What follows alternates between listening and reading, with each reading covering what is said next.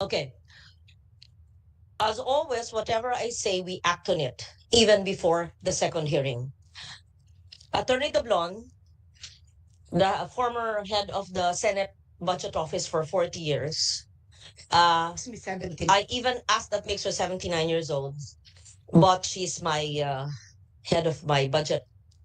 Please explain very briefly what we did. We tried to help them, and the reason of DBM why the request could not be granted. Okay, just brief. You have the floor. So the meeting? Huh? Yung meeting na. Yeah, you're meeting in DBM because I asked you, per the request of the secretary, the roads leading to infrastructure projects leading to tourism destinations, they wanted it a la DepEd under them, right? Ayaw ng DBM, right? DBM is here? Yes, yes. Okay. But explain. Ma'am, based on our meeting with the Department of Budget and Management on the request of DOT Secretary to include possible inclusion of the priority infrastructure project under the DOT budget. The concern is that the PWH is the infrastructure implementing arm of the government. So they would prefer that it should be with DPWH, and DPWH, well, naman the DPWH does not want it included under their budget because the budget of the trip budget tends to eat up the ceiling for the DPWH, which affect the implementation of their core project, which is intended for national roads. Because it seems that the 8 billion submission are more on local roads. So it's not in the net. It's not in the net. The 8 billion. The trip, ma'am, the 6 billion, which is a continuing trip project, was accommodated by DPWH for 2025. Okay, but the 6 billion, which is continuing of the DOT infrastructure leading to tourism destinations, is in the net Yes. for 25, Yes. but not in DOT, but under the DPWH. So the request, there are two things. Is it there or not? And second, is it in which agency? Ayaw ibigay sa DOT because of the infrastructure arm, right? Ang DBM naman, ma'am, ang ayaw ilagay sa DOT because ang position nila, it is the DPWH is That implements. Yes, it's that Okay. implement. But they are amenable but they want if DOT will have a big ticket item, one that will really impact on the tourism development plan, may be considered ng DBM to be placed under DPWH again. Ayaw naman ng DPWH ang DOT project na maliliit kasi nga kinakain ang kanilang budget para sa national government roads. So I don't understand. DBM says it should be under DPWH, but DPWH, which will the agency that will accommodate it, does not want the budget. So what will happen to DOT? Right? You understand?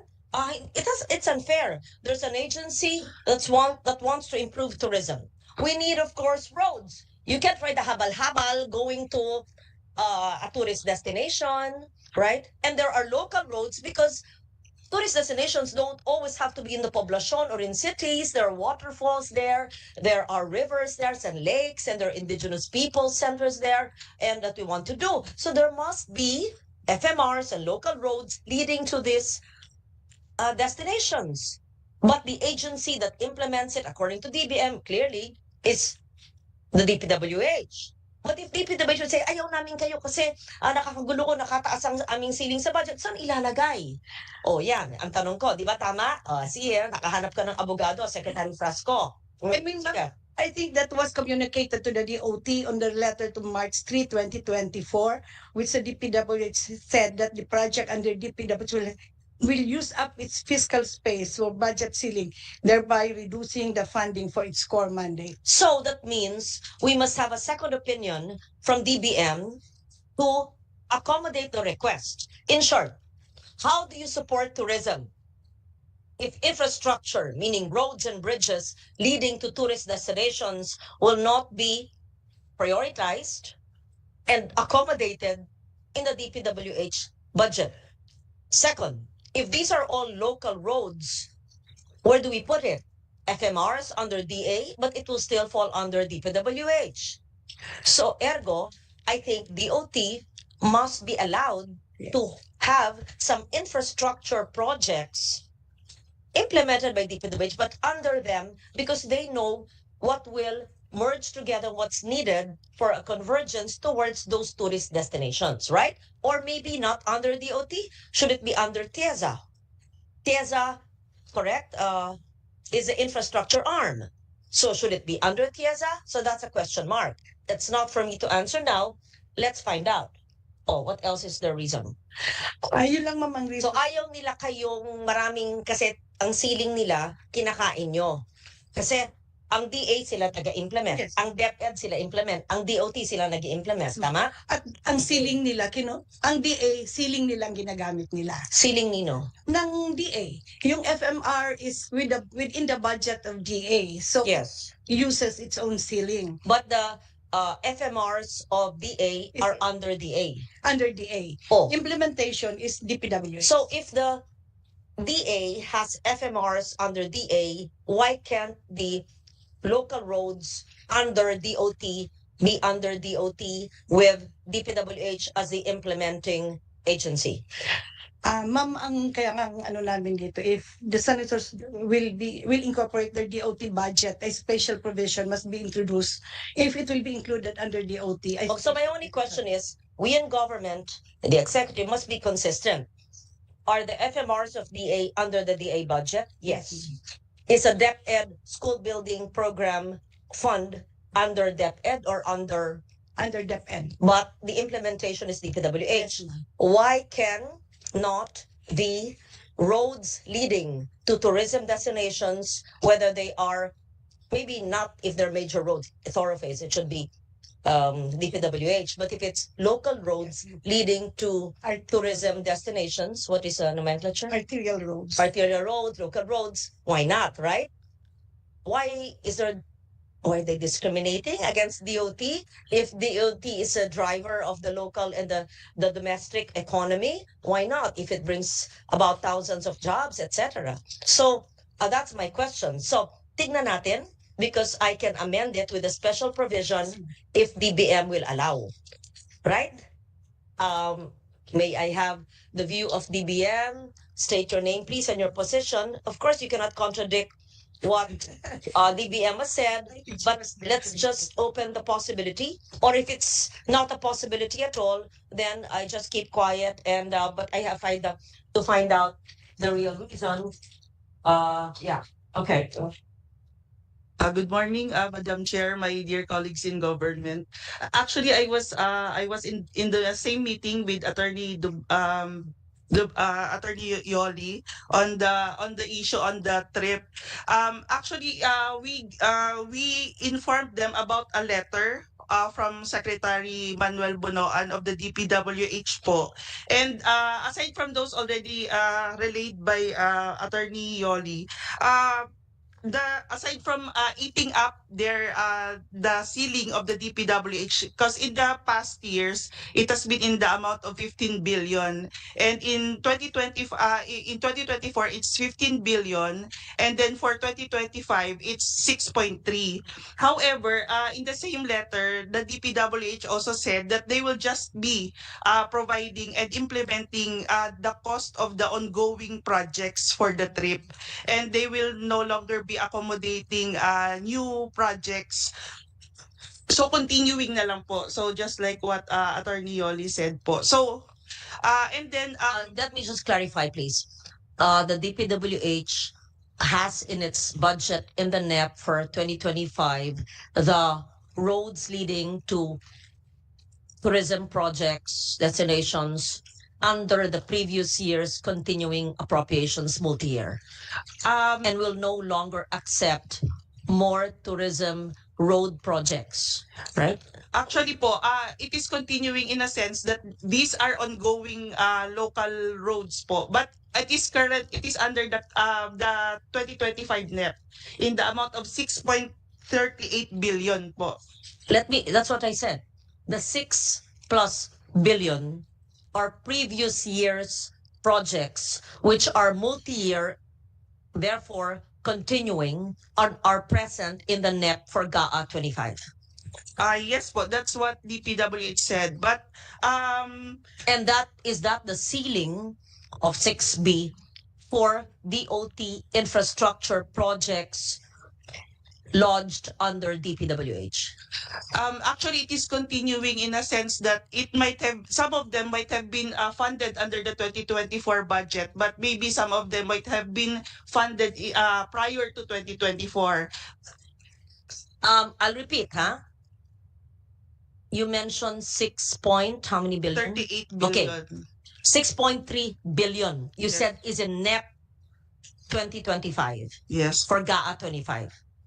If it's in the NEP, that means it's funded. So you cannot say it's already funded previously in previous years. That was a separate funding of the same project, right?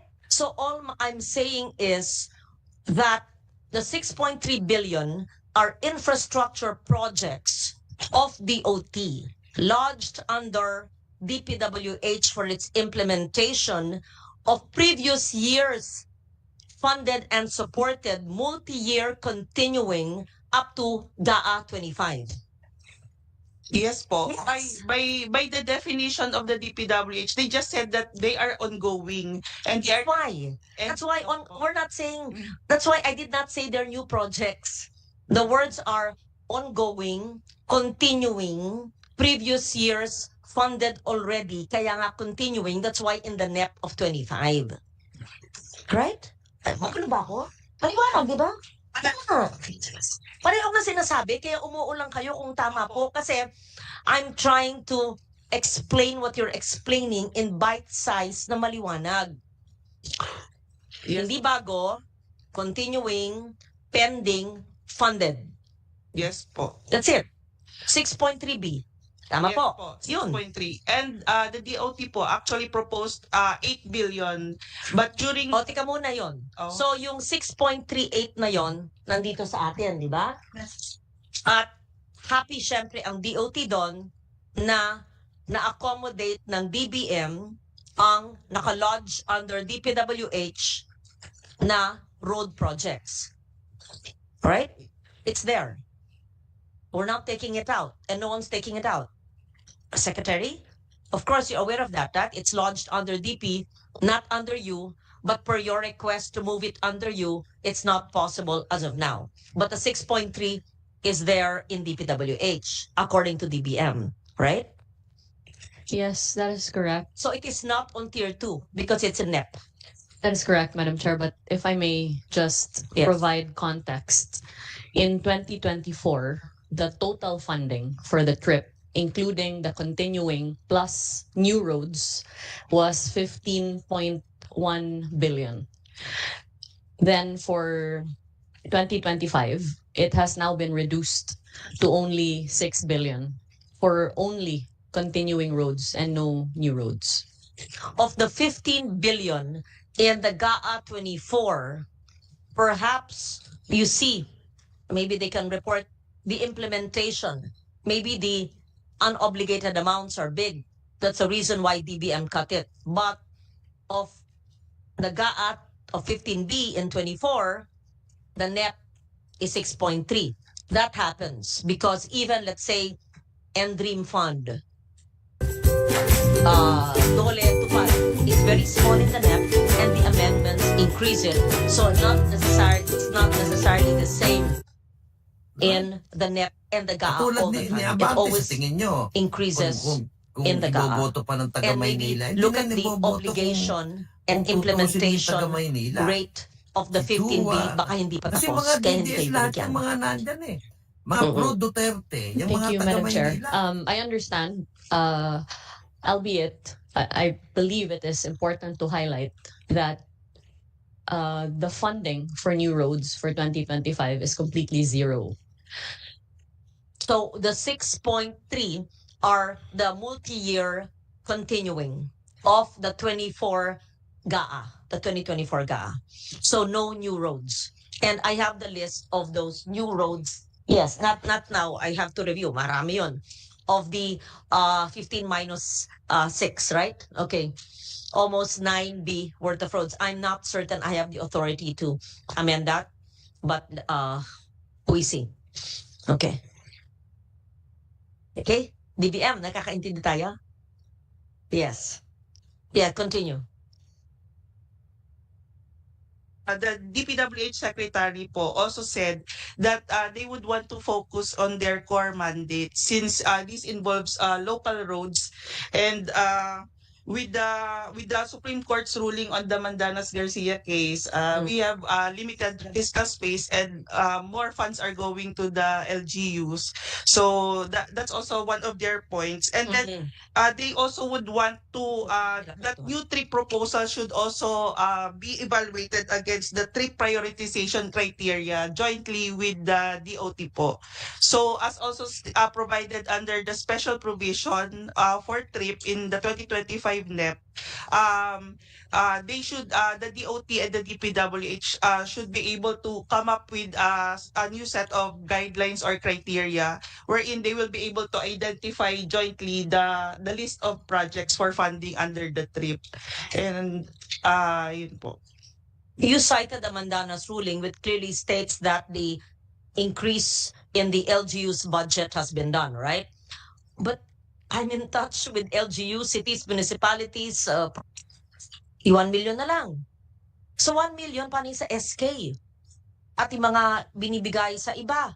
Ang development cost, 20%. 200,000. How can you ever do anything? And what they need, barangay ito ha, micro, hyper-local, hyper-micro.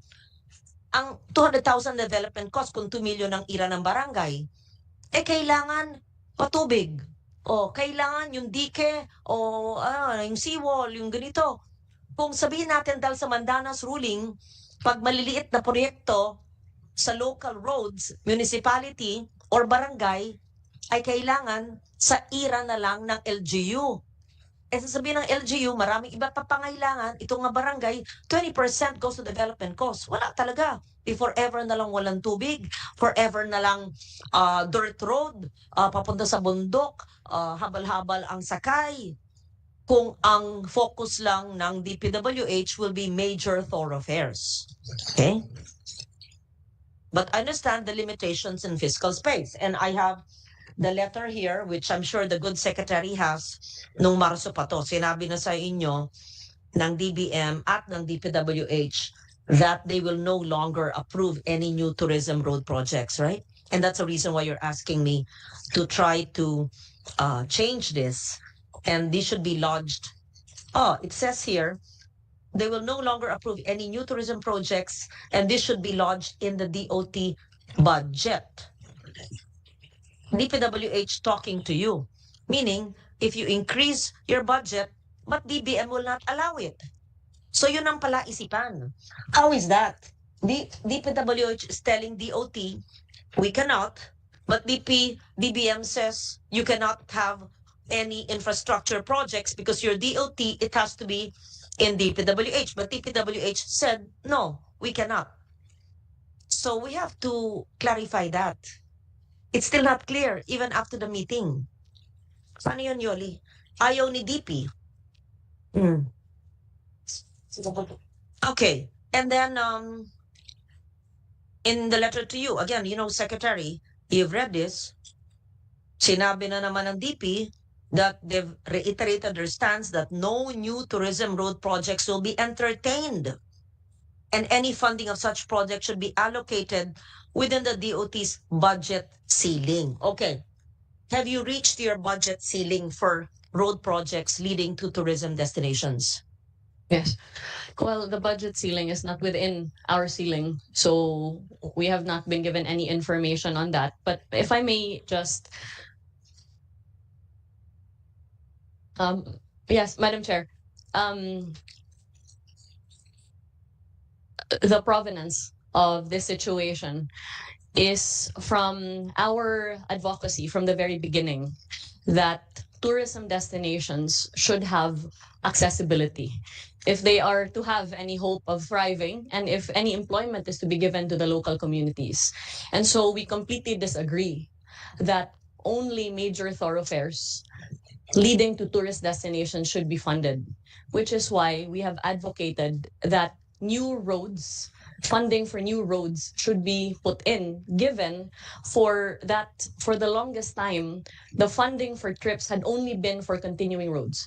And it was only in 2023, if I'm not mistaken, that funding for new roads had been put in.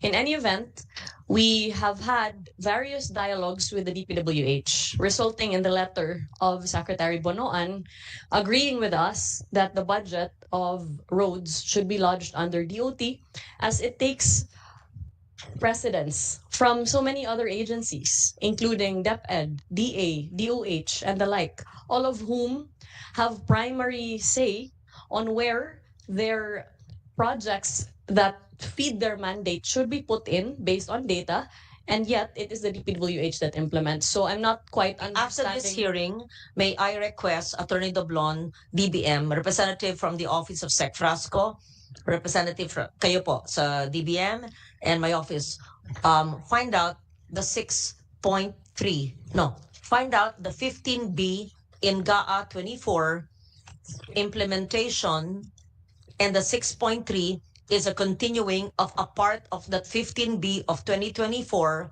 on the status of implementation of DPWH. Baka mabagal, baka hindi ginagawa, kaya hindi linigay. But Madam Chair, Yes. to be fair to DBM, we actually received a letter from Secretary Pangandaman on June 14, 2024, directing us, the DOT, to propose to the DPWH 8 billion worth of new tourism road infrastructure projects, which we did, and for which we have furnished you the list. Yet the reply was that there would be no funding for new roads. So then now we are in a quandary with the DBM having directed us to propose, the DPWH having rejected the same, leaving these roads that will support our tourism destinations with no funding whatsoever. So first, we ascertain with finality where the infrastructure projects must be lodged, like DA, DepEd, and DOH, or under DPWH, which is not the same as the other three agencies I mentioned. The second is the status of obligation and implementation of the 15B GAA 2024 DOT projects being implemented by the DPWH. And third, the review of the 8 billion requested by DOT, which was not included because only 6.3 in the NEP was included of the continuing and no new projects. So that's the pending with me, which we cannot finish in this hearing, right? Sinamarize yun, ha? Tatapusin natin yan this week. Okay, so we proceed now. Before we are done with the major agency, we went through page by page, right? And had various questions, and I hope the responses have been given to us, right? All, yeah. We're now supposed to go to per agency, right? But first, may I see the line item for the community-based tourism program projects? And the second would be the skills training for tourism. This is very interesting because, as you know, I'm always hyper micro. I like barangay-based, community-based, community-managed enterprises, whether they are MSMEs.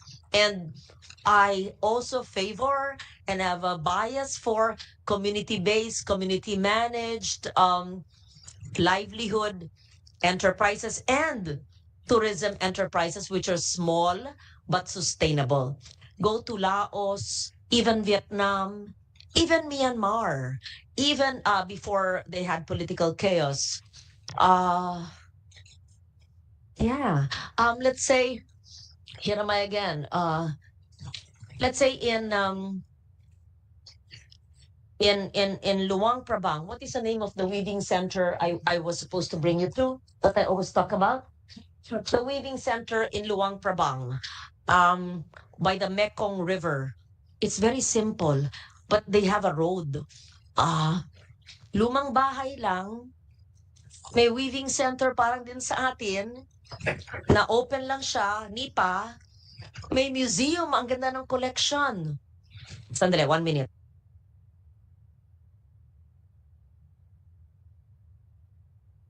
Is a memory of a 64-year-old better than a 30-year-old. Why? Ay, nako. Tok. Google nyo.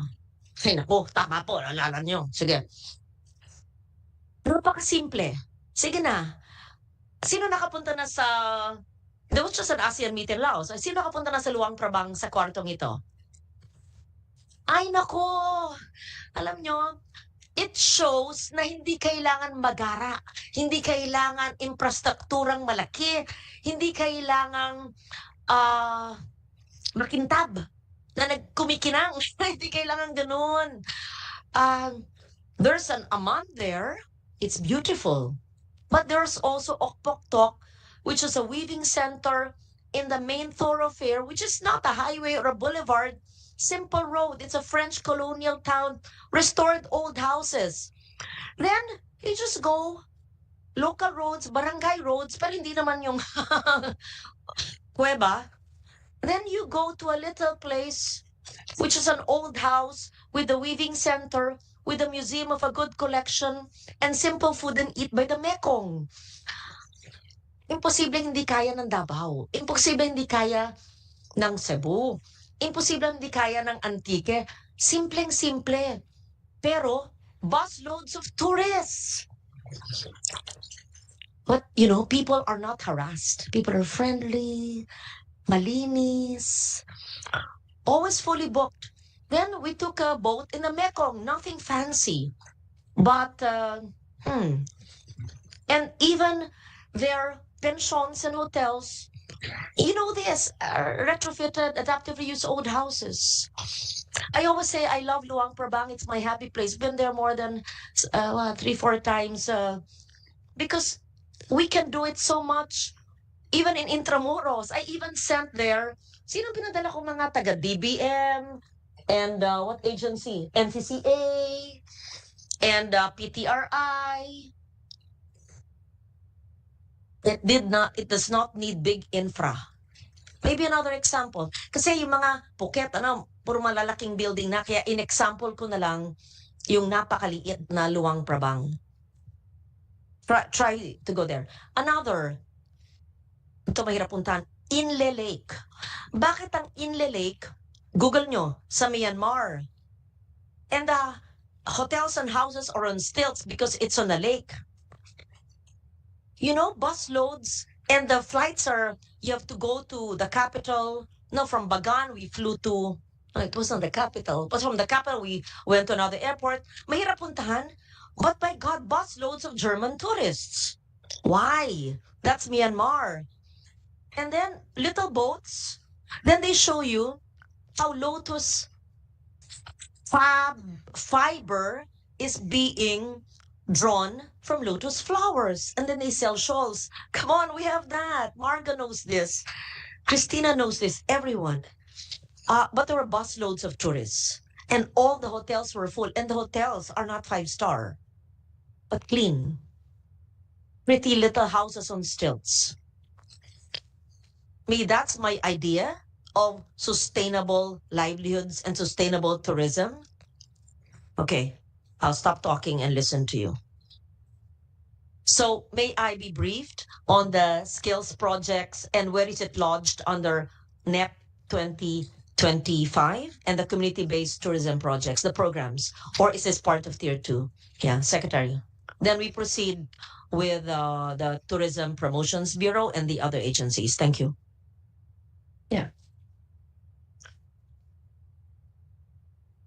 Madam Chair, thank you for your deep appreciation for the need for empowering our communities with the appropriate skills and funding to be able to provide unforgettable experiences to our tourists.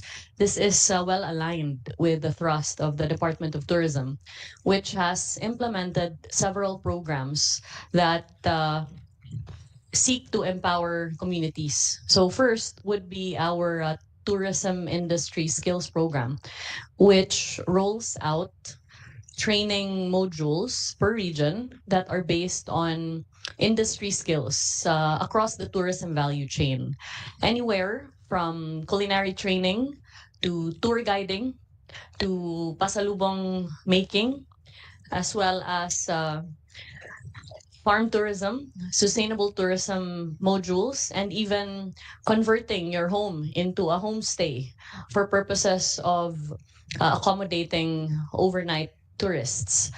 These skills then feed into the rollout of the Philippine Experience program, which is a heritage, culture, and arts caravan that we have since implemented in 9 regions, 22 provinces, and over 60 local government units where Tourism Philippine Caravan. Experience. experience. Yeah. Are you continuing with that?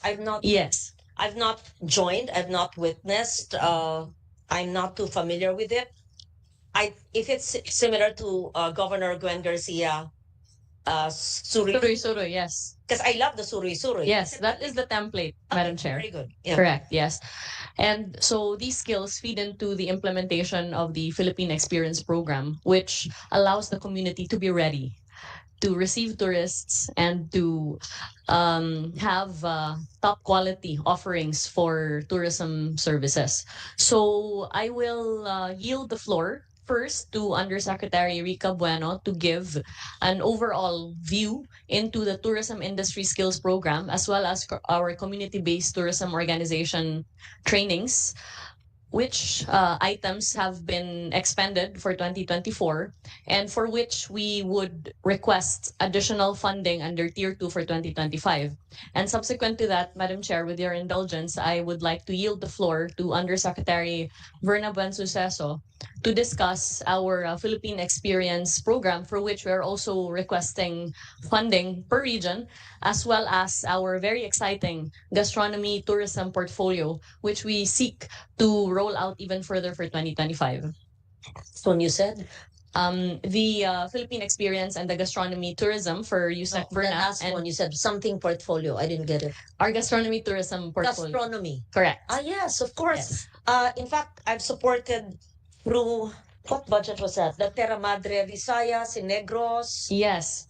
We also supported, maybe not through DOT, was it through DT? I am not so sure. I made an amendment in in this year's budget for the Terra Madre in Turin. For Yes. not travel of people, but the booth. Yes, Madam Chair, actually, DOT. please accept our gratitude for your support Yeah. because this has resulted now in Bacolod City being declared as the slow food hub of Asia, and as well as the Philippines securing the privilege of hosting the Terra Madre Asia Pacific next year. Let me just state this.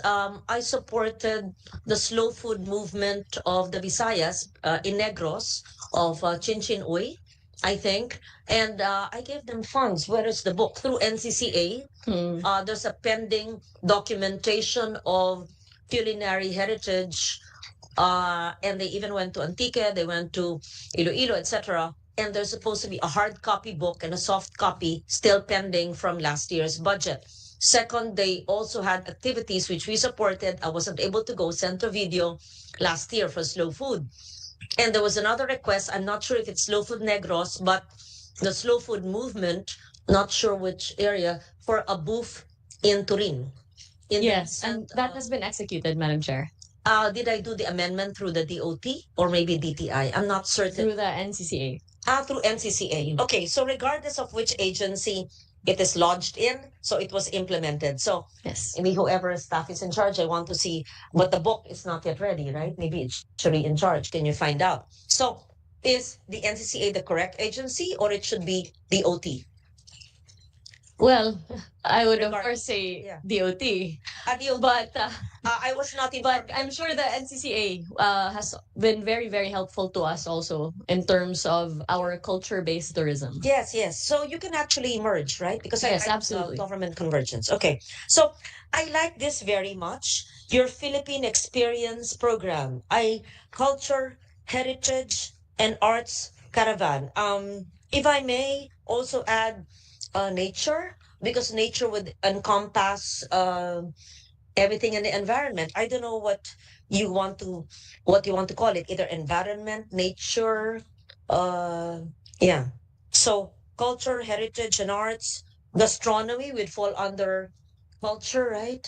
MSMEs would be under culture, everything's under culture, but maybe culture, nature, if I may, heritage and arts. And how come you don't have anything in Region 6 yet? Mm. We actually already executed in Region 6, Madam Chair. However, simply because of the breadth of the coverage, we are doing a second iteration for Region 6, And which perhaps shall include are you Antique. only doing it um per region or actually per province? Because every district, congressional district, or every province even can have their mini Philippine experience, iba? We would like to encourage all uh, districts, when I say districts, congressional districts, or every province, or even every town or city to have their mini experiences. Because, yes, it's interesting. So, which of these regional projects became the most? Oh, it says here, okay, it's from Cebu, Suri, Cebu. Very good. Then we can use Philippine experience as the main topic, but they can have their local language, right? Let's say, kayo Suri, kami Kruhay Antique. Di ba ganun? So, depende sa salita, ganun. Ayon sa Ilocano. So, which was the best? That really, at saka, this is just expenditure of government officials and local officials eating the food and going on a tour themselves, or we want to see, with this investment, did it generate this amount or number of local tourists? And then we encourage homestays. Kasi kamukha sa amin, wala kami 5-star hotels. Pero, tama yung ginagawa niyong skills training, tinuturuan nyo ng malinis lang malinis na mga sanitation, linis, ganun. Is that what you're doing? Madam Chair, the wonderful thing about the Philippine Experience Program is that not only does it provide an introduction into the regions and provinces that it covers, but it also provides actual business opportunities to the local stakeholders, because we make an effort to invite our national tourism organizations as well as our regional tourism stakeholders and allow them to have business to business meetings with our local stakeholders, resulting then in sales leads and actual tourism packages that are sold as we are there.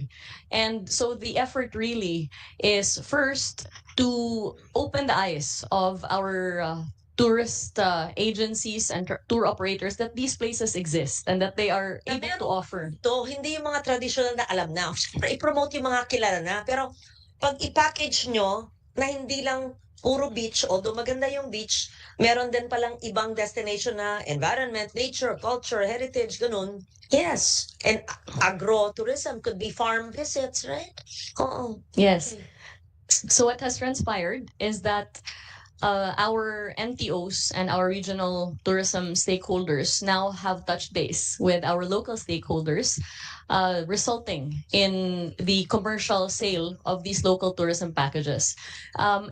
The intention... This caravan does not have tourists. It's really a work caravan of national, let's say, national tourism stakeholders, meaning tour operators and travel agencies. Let's say, dadalhin nyo si Tita Dading Clemente ng Raja Tour, dadalhin nyo ang Las Palmas Travel ni Rose Nagli, at dadalhin na mention to yung mga kaibigan ko sa travel, dadalhin nyo yung iba't ibang mga ahensyang malalaki sa Maynila, at natuklasan, meron palang ganito sa corner ng, first time namin dito, ganun.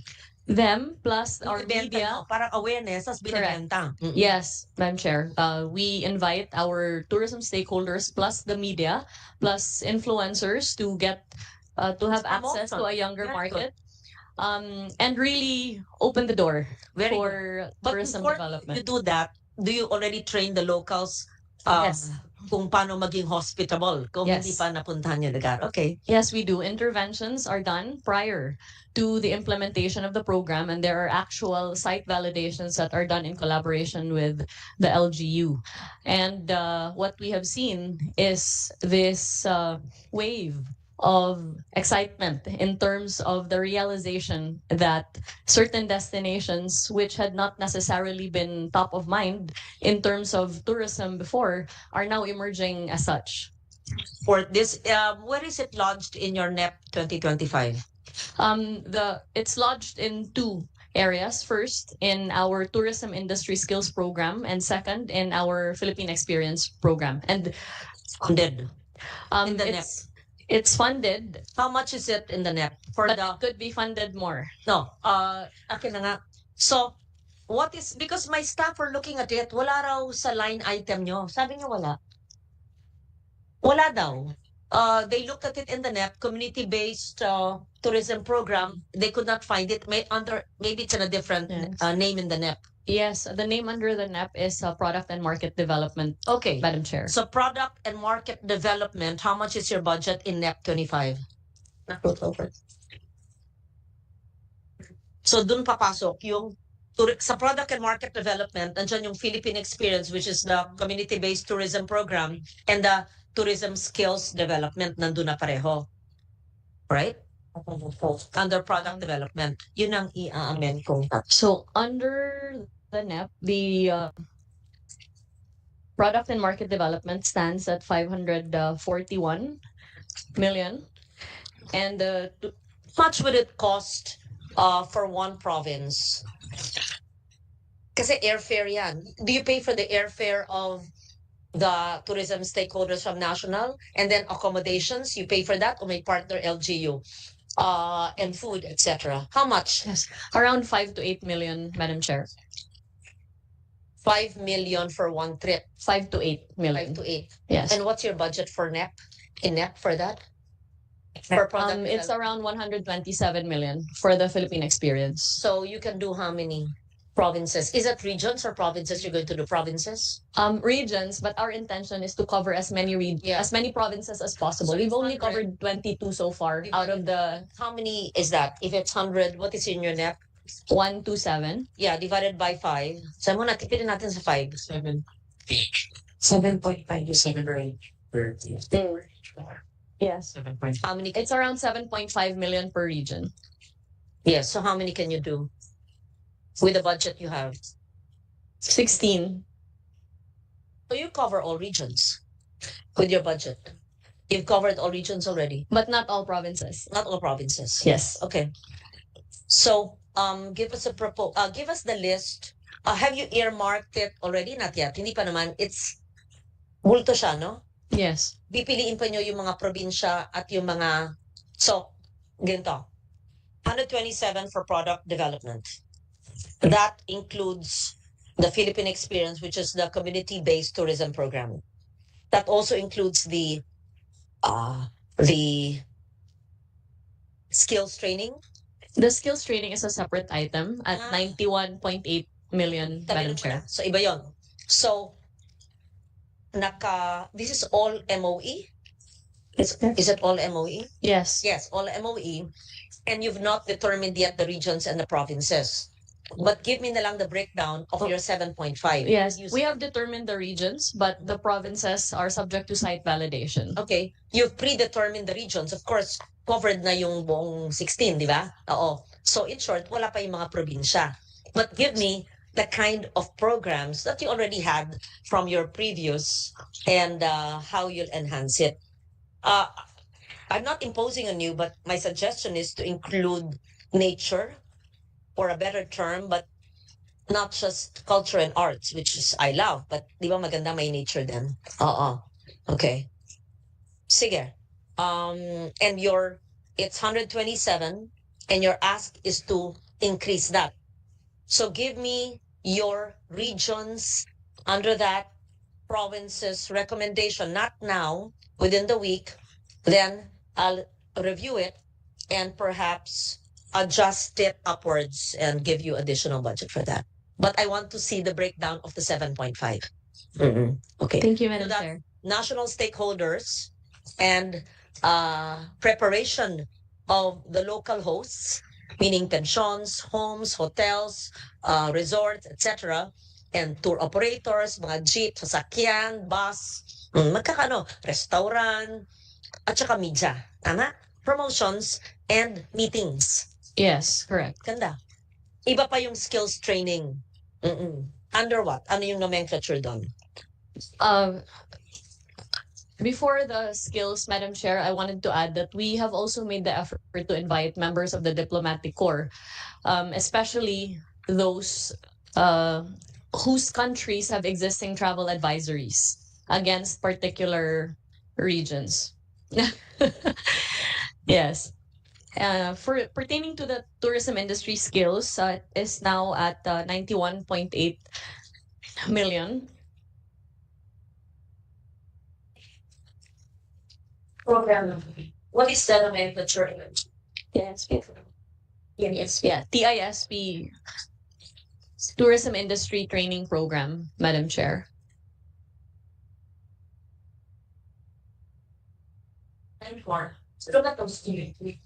Again, just explain to me, because I had before I had training of the Iraynon Bukidnons in Tibiao, Antique, for basic hospitality. I think housekeeping, cleaning rooms, fixing beds, serving. Is that how what you do? You can even partner with TESDA for this, right? Yes, that's correct, Madam Chair. May I kindly yield the floor to Undersecretary Rica Bueno, who can give us the overview of this program and the specifics as well. Yes, Yusek Bueno, yes, what do you handle in tourism? Thank you, Secretary. Good morning, Madam Chair. I'm Rita Bueno, and I handle standards and tourism training in the Department of Tourism. The Department of Tourism po has one of its major programs is really the provision of skills trainings for all the tourism workforce in the industry, whether they be in the formal establishments and informal workers, which also includes our community-based tourism organizations. So the DOT po provides various trainings to all of the workers in the country, skills training and advocacy training programs. And as the Secretary has mentioned, prior po for example, in the development and of our PEP program in each destination, our regional offices would conduct the preparatory trainings for the host communities that would include different skills trainings, starting with the Filipino brand of service excellence, which is really a communities customer service excellence. Who does the training? You outsource it. We have a Trainers, full, yeah. yes, Madam Secretary, Madam Chair, for the Filipino brand of service excellence. We have regional trainers trained on the Filipino brand of service excellence. We have a pool of FBSE trainers per region. And for the other skills training, we engage industry experts. Some of them would also be TESDA certified trainers Yes. and from the industry as well. Good. So do you partner with TESDA accredited institutions for the training, right? Last year po, the Secretary signed the Memorandum of Understanding with TESTA specifically for the provision of skills training for prospective workers in the industry as well as current workers. It's lodged with you, DOT, but this budget goes to the TESDA trainers to train the people in the area for the skills. Or is the Madam, budget lodged in TESDA? there is a budget lodged in TESDA po. For the TESDA scholarship program, I understand they have an allotment for the tourism sector under their TESDA scholarship program. But the DOT has its own skills training fund under the tourism industry skills training program or the tourism industry training program. And we engage our own pool of experts in various fields, Madam Chair. ang pinaka gusto ng tao sa mga naranasan nyo? It's actually po the community tour guides training and the culinaria training. The community tour guides training po would really be dependent on the type of activity where these locals would be trained. For example, we're opening up hiking trail in one mountain or caving, so we have specialized. The community tour guiding training would be specialized for cave guides, for mountain guides, even for mangrove guiding, or even bird watching po, Madam Chair. And we have engaged experts in various fields in this regard. Okay. Good. So you should, and I'm glad you do, partner with TESDA, because we also handle the budget. No, we used to. It's Joel now, no? Yeah, Joel, yeah. Should partner with TESDA, and the DOLE GIPs, Government Internship Program, can also be trained as local tour guides. You can partner with DOLE. Ganda rin yun. Anyway, sige, proceed. Madam Chair, with regard to the DOLE GIP, we are actually coordinating with them currently to pilot the GIP internship for our prospective workers as well for the industry. So we're working on the mechanics, Madam Chair. Skills training include DRR as well. Yes, Madam Chair. We actually have Disaster risk reduction, which should also include first aid and emergency. Yes, Madam Chair, we have those modules.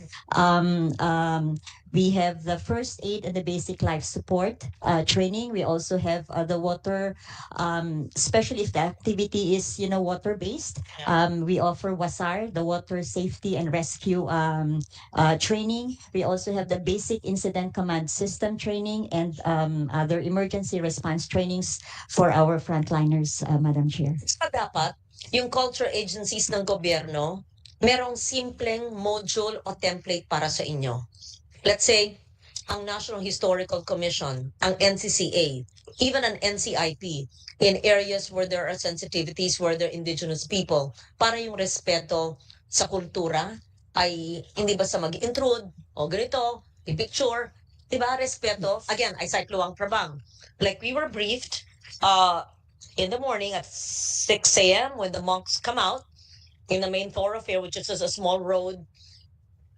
You don't take photos. You don't stare at them while they're praying and take photos in their face, right? And be silent. And they request the silence of the meditative Buddhist monks. Yung ganun, respeto. Kaya maganda sa special provision, this is not budgetary, we will do a special provision where the NCCA, NHP, NHCP, National Museum, where there are museums handled by NCCA because they're cultural, or SLTs, which are not museums but schools of living tradition, where there are national museums and its branches, where there are museums under NHEP because they're historical in nature. It should be part of the Philippine experience, perhaps, and the NCIP to help you in addressing sensitivities or even awareness of indigenous peoples and rural peoples, not indigenous, but there are customs and traditions that people need to be aware of it and respected. Hindi ba? Paglo ba ako? Gets nyo, no? Okay. So, gagawa tayo ng special provision na ganon. Para ang ating Philippine experience ay holistic, socially inclusive, culturally inclusive. Tapos, si NCCA and all agencies attached to it, may module binigay sa inyo, kasama yan ng training sa mga tinetrain nyo. Okay. Please continue. So every year po, Madam Chair, the DOT is accorded with a budget of for the industry skills program. And next year, we have the 91.8 million, as mentioned by the Secretary for, and this is also shared with all the regional offices. And for next year, each regional office would have a budget also corresponding, charged to the 91.8 million for their corresponding tourism industry skills program per region. Where does Pamana Tour fall under? Saan ang Pamana Tour? Where does it fall under? Under product development, under the Philippine experience? If I may, Madam Chair, it falls under the Philippine Experience Program. Since the Philippine Experience Program actually has 4 thematic areas that it covers. So first, we have the Pamana, which pertains to our living cultural, historical heritage. And then we have the Likha, which pertains to our arts. We have the Suroy-Suroy, which covers the destinations itself and the natural assets of the destination. We have the Hain, or the Salo-Salo, which pertains to our gastronomy and culinary heritage. And then we have the Kalinaw, which covers our pilgrimage and wellness component. Have it here. It's a comprehensive report. Thank you for providing my office. This is in Filipino, right? Tagalog. Hain, Salo-Salo, no? Yes. Kalinaw is correct. also Filipino. Pamana is Filipino. Likha is Filipino. But Suroy-Suroy is Cebuano. Yes. So I think we should be consistent. Are we using Cebuano words or Filipino words? Because Suroy-Suroy in our language, kinaraya, is lagaw-lagaw. Sa Tagalog, gala-gala. So, okay lang ba na ang gamitin natin iba-ibang languages? It's okay because Suroy-Suroy kilala na yan Yes. dahil nauna kayo. Correct. So, Suroy-Suroy, then we just explain, this is a Cebuano word, but there are different meanings, right? But in Tagalog, or Filipino, it's gala-gala. Diba? Yes. Amin, sa amin, lagaw-lagaw. Ganun. We try to be as inclusive as possible in terms of our ethno-linguistic Pero wala na naman nature dito. exposure. Maganda, may gastronomy. Magandang may pilgrimage at wellness. Magandang may historical and cultural. Magandang may arts. Diyan papasok yung mga MSMEs. Festivals, yung Suroy-Suroy. Parang wala ang nature tourism. Farm tourism, wala din. Would you like to We include that? incorporate it in either the heritage component, especially when there is a declared site, and then in the wellness component. For example, Madam Chair, when we were in Iloilo, there was a specific farm tourism site that was included in the Philippine Experience Program. Could I request you please? Kasi meron naman kayong nature-based tourism eh. Bakit hindi nakasama? Kasi meron kayong nature-based tourism. But is it different?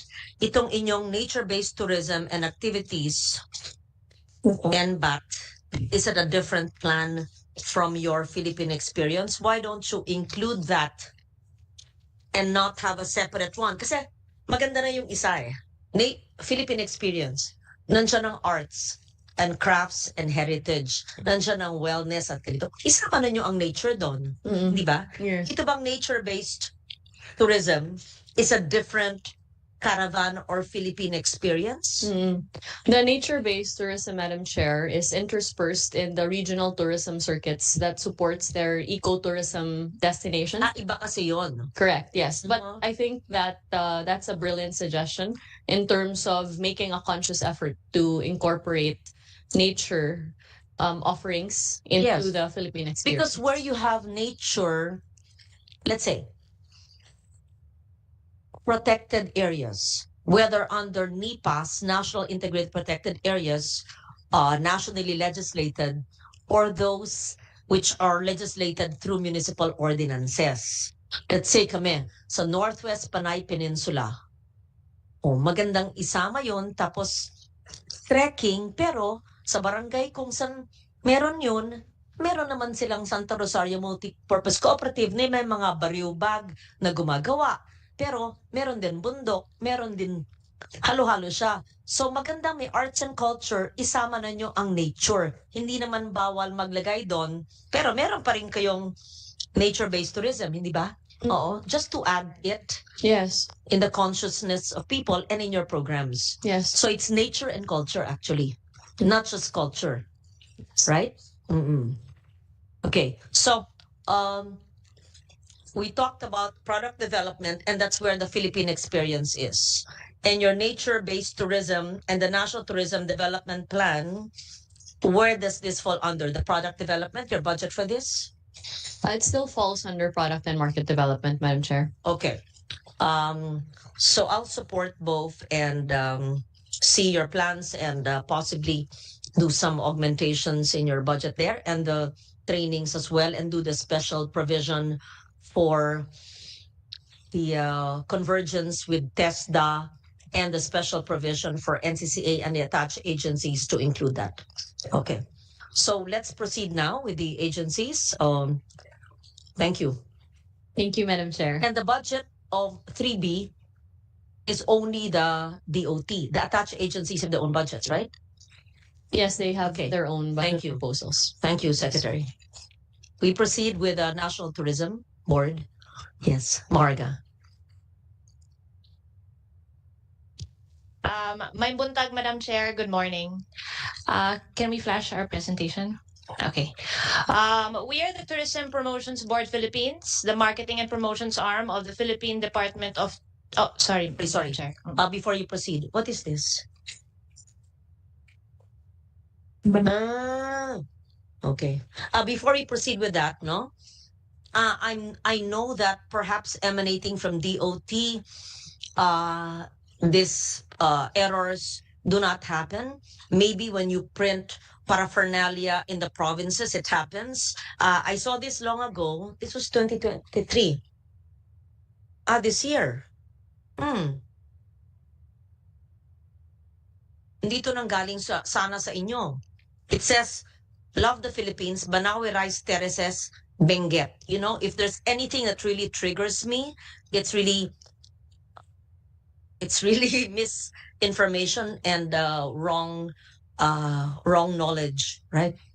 We know very well that the Banawe Rice Terraces does not belong to Banawe because Baguio City is Banawe and Banawe is in Ifugao. Yeah. So just a question, did this come from DOT or it's those who printed it in Cordillera? Let's be very, very careful with accuracy.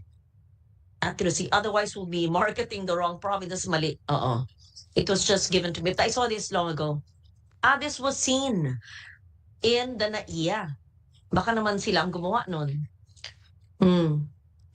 Oh, it was an advertising firm. Oh, why are they like that? Anyway, be careful when you get, it happens to me every day. Every day. Some staff, some people outsource media suppliers. We don't know, they don't know geography, they don't know basic things that Filipinos must know. So, hindi na syempre nakakontrol ni Secretary lahat yan. Oo. Yes. But this has been corrected. Let's be very careful. Madam Chair, this was a most unfortunate oversight that Hindi kayo, no? Yung advertising. this was actually handled. Yan siya yun. This was the DOT branding unit, Madam Chair, which outsourced the placement of the erroneous advertorial material. And so upon when the matter was brought to our attention, the erroneous material was taken down in the immediate, Yeah. and a comprehensive sweep of all materials in the thousands all Yes. over the world was conducted to ensure the proper Kaya dapat na diligence in source the pa lang eh. execution. Yeah. Yes, It Madam. happens even in the Senate, and it really triggers me pag mga mali, stupidities eh. Sorry, I want to know the name of the ad agency so that I'll never get them. Which agency was this? No, we have to put it on Giselle. record so that I might mistakenly get them. I cannot stand stupidity. Anong ahensya? If I may refer to ASEC Gisela Kisumbing, Madam Chair. who handles our branding unit. Thank you, Secretary. Madam Chair, yes. The agency involved in the erroneous material is actually IPG Media Brands. What's that? IPG? They are our creative agency. Okay. And Yeah. Everybody makes mistakes, but they should be more careful. And they should not waste, not just a wastage of government resources, but also the embarrassment, right? It's unfair. Yeah. To the secretary, she faces the world.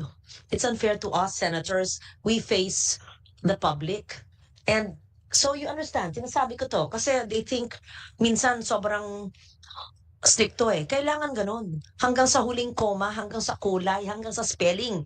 But this is a factual error.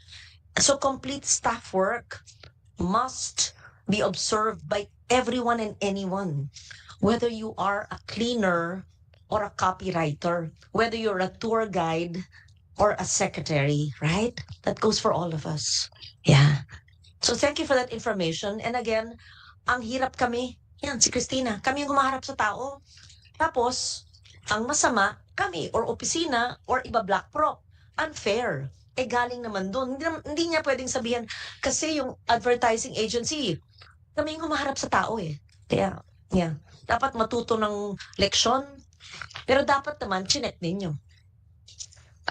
Actually, Madam Chair, as in any inaccuracy, everyone, including the agencies involved, should really go through the proper vetting. Yes, yes. So nakikinig kayong lahat, ha? Ganyan, ganyan. Sige. Okay. Proceed. Thank you for that. Okay. And thank you for your honesty, yeah, right? And so ngayon, ayan, wait, before, how did you correct that? Para makikinig din yung aking mga bagong staff sa akin. Kasi we have outsourced, we can't do it with a staff of 20 lang in the Senate or 30. How do you do it? Tapos, believe it or not, people don't read. Sometimes, ang kanilang attention span, o di madetalye. So it's not a vice. It's not a luxury. It's a basic need to be accurate and factual. We owe it to our public. Right? So anong gamot na ginawa nyo? Para yun din gagawin ng opisina ko. As the Secretary already mentioned, Madam Chair, upon the receival of the news of this erroneous material. No. I mean, what process do you do now so that it doesn't happen again? What kind of vetting? From start to finish, Madam Chair, we really go through the proper vetting with regard to having the materials pass through. There's a group or a regional person in charge. offices. It goes through a very tedious process right now. Memo me through the secretary, the process. I'll make my staff read it. All right, If we'll do that. Madam my Chair. process is not as tedious as yours, I will make it as tedious as yours. Okay. Right? Oh, because we cannot make mistakes. Mhm. Noted, Madam Chair. Okay. We'll do that. We will pass Okay, this on. thanks. Are you new? Almost more than a year in. Just 1 year. From Yes. Cebu. From my family originally. Okay. Yes. Sure. Okay, proceed. Marga, thanks. May buntag, ma'am. Ay buntag. We are the Tourism Promotions Board Philippines, the marketing and promotions arm of the Philippine Department of Tourism, created under Republic Act 9593. So we are mandated to market and promote the Philippines as a premier destination for leisure, meetings, incentives, conferences, and exhibitions, MICE. So the TPB focuses on promoting the Philippines both domestically and internationally, targeting 13 key and strategic markets. Flashed on the screen are our 13 key markets. If we can go to the next slide. Our mission is to market and promote the Philippines in partnership with our stakeholders towards a dynamic tourism destination. And our vision is to be the leading organization in marketing the Philippines as a preferred destination for sustainable, uniquely diverse, and experiential travel. Next slide. So for our next slide, please. So for our 2023 financial performance, from the TPB's fiscal year 2023 approved corporate operating budget of 1.28 billion, our actual budget utilization as of September 20, 2024 is at 97.93%. The balance will be considered as continuing appropriation, which is valid for obligation and disbursements until December 31, 2024. Next slide. For 2023, the TPB had over 103 implemented programs and was able to generate 7.8 billion in sales leads and 474 million in media values flashed on the screen. Next slide. This is further broken down into our different departments. The TPB institutionalized events, international promotions, MICE promotions, domestic promotions, and marketing communications. Next slide. Here are some photos flashed on the screen of all our events in 2023. Next slide. You can go through next. Next. And our awards and citations also next. And next. So for 2024 financial performance from the TPB's fiscal year 2024 approved corporate budget of 2.49 billion, our actual budget utilization as of September 30, 2024 is at 1.68 billion with a percentage utilization rate of 72.33%. Next slide. For 2024, the TPB currently has implemented 62 programs, leading to 5.27 billion in sales leads generated and 367.64 million in media values generated, with a 72.33 budget utilization as of September 2024. Next slide. So here is our physical performance broken down in the same format as last year. Next slide. Sharing some of our awards and citations. Next slide. Okay, so for the comparative COB 2024 versus 2025, in 2024, our budget was 2.4 billion. Our proposed budget for 2025 was 1.9 billion. And on June 14, 2024, the TPB received a DBM confirmed budget level amounting to 1.3 billion. Next slide. So here is just a summary of our utilization past years from 2019 to 2023. For 2024, COB of 2.4 billion is at 72.33, and we are confident that we will hit our target utilization rate of at least 90%. Next slide. So this is the proposed budget outside of our NEP, which is included in our proposal of the 1.9 billion. So this totals 468. Can you please put it back to your NEP budget? Oh, okay. Our NEP budget. Back. Here. Maybe this one, Madam Chair. Your NEP 25 budget. Yeah, so it is 1.3. 1.3 COB level confirmed. Do you have the breakdown in one page? Yes. Do we have the breakdown of the 1.3 just in the pie? Show me the hard copy here. We will give you the hard copy of the 1.3 breakdown. Breakdown here. No, but this is outside of That's outside of NEP. That was just the part of the proposal. Here it is, ma'am, but no, this is the 1.9 proposal. Can we give the 1.3? Your NEP of the agency is 1B, right? 1.3, Madam Yes, Chair. and Yes. the breakdown, please, of the 1.3. Okay.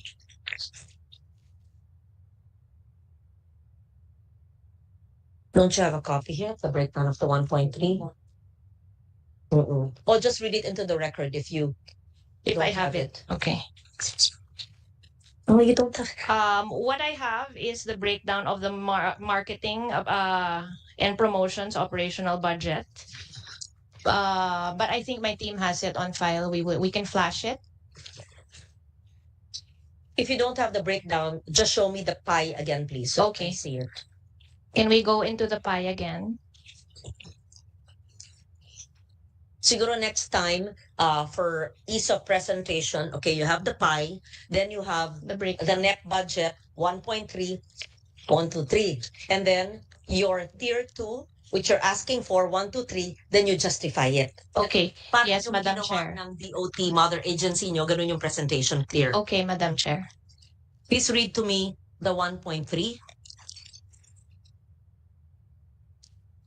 Can we go back to the pie? It's slide, please, of the pie.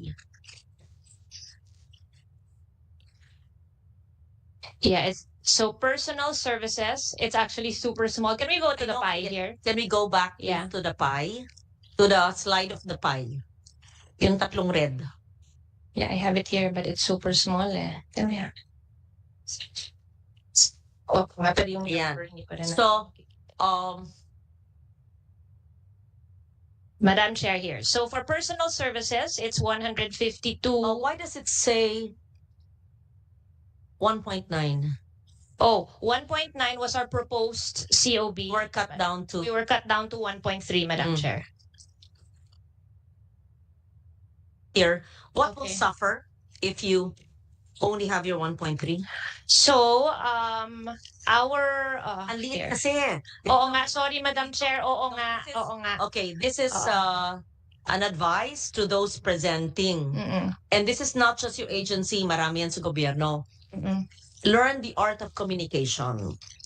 Communicate in visuals and in writing, and make sure, please, that the art cards or the visuals are understandable. Ang liit eh. Mm-mm. Oh, even mine here, ang liit. Mm-mm. So that we can help you better. Because sometimes it's meant to confuse. Yan, i-close up nyo. Paano kayo tutulungan kung hindi nyo pinapakita sa amin? Mm-mm. Okay. Okay. PS. The breakdown of markers that What will suffer? Okay, we go to the next page of your ask or your tier 2.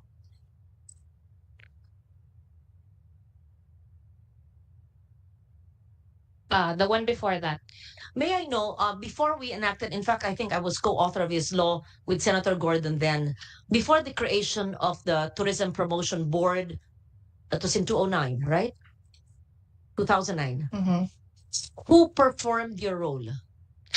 Before 2009, ma'am, we were the PCVC, the Philippine Conventions Bureau. That was still Yes. PCVC. It but was still PCVC. still a Still bureau. nice. Yes. Still a bureau under Yes. DOT. Yes. It just renamed. We just renamed. Renamed lang, ma'am. PCVC. Yes. Okay. So in this slide, we have our proposed budget outside of NEP, which was part of our 1.9 request, which includes